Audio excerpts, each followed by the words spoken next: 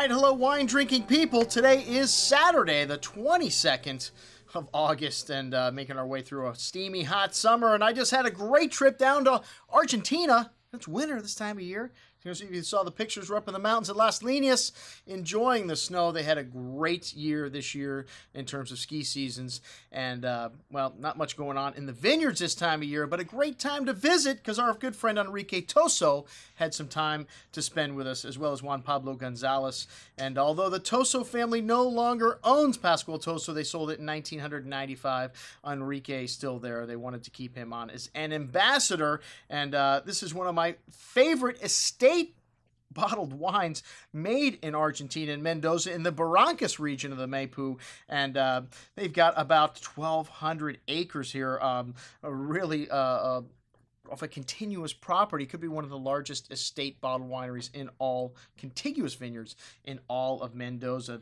And, you know, these wines are just over-deliver. I mean, when you look at the fact Paul Hobbs has been consulting here since 2001 when he first came to Argentina, he saw the Barrancas region, which means little cliffs, and you can see the little cliffs when you drive by there. I mean, we get a picture on this email from our trip here, and he said, man, I want to make Cabernet Sauvignon from this vineyard here. So they've had a relationship ever since. One of the few wines other than Paul Hobbs' own wine where he puts his own name on their top wine here. So the Magdalena Tosa. We've got some great wines from this winery, and everything these guys make are great. They're the second largest producer of sparkling wine. I didn't realize how much the Argentines love sparkling wines.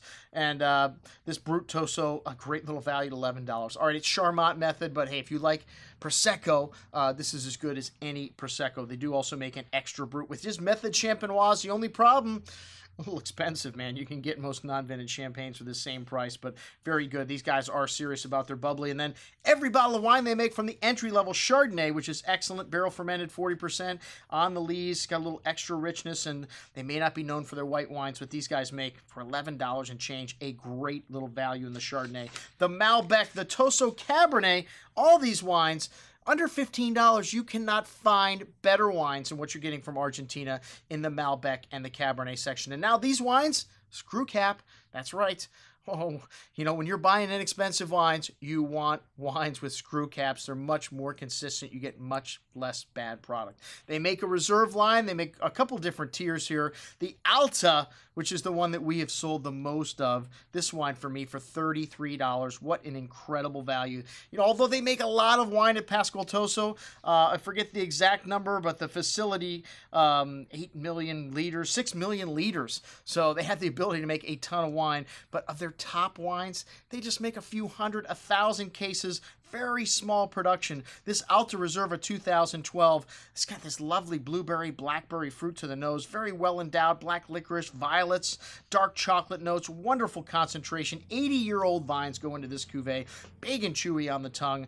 This Malbec is serious juice here. And one of the things a lot of Malbecs don't deliver on is the finish, and this one does. It's got everything in balance, ripe brown tannins. This wine needs a little bit of time, but has everything in proportion, most excellent juice. And like I said, man, $33, it is hard to find wines of this caliber from other parts of the world, small production, old vines for that price range. The Alta Cabernet Sauvignon, also outstanding. And then they make Syrah, which is out of this world as well. Another thing they do very well in Mendoza are the Syrahs. All right, I mentioned they have some very high-level wines like the Magdalena Toso, which this is the one that Paul Hobbs puts his name on. It's not made every year, but the highest level of quality you can achieve. This is a $100 wine, $93 for the top iconic wine of this, I mean, legendary producer from Mendoza, to me, is still relatively inexpensive. The Pedregal, another top-level wine they make that they don't make every year. This Pedregal is from one section of the vineyard that's got a lot of rocks, very stony. 400 cases every 2 or 3 years is all they make of this wine. The 2006 vintage, we've got the last six-pack they had.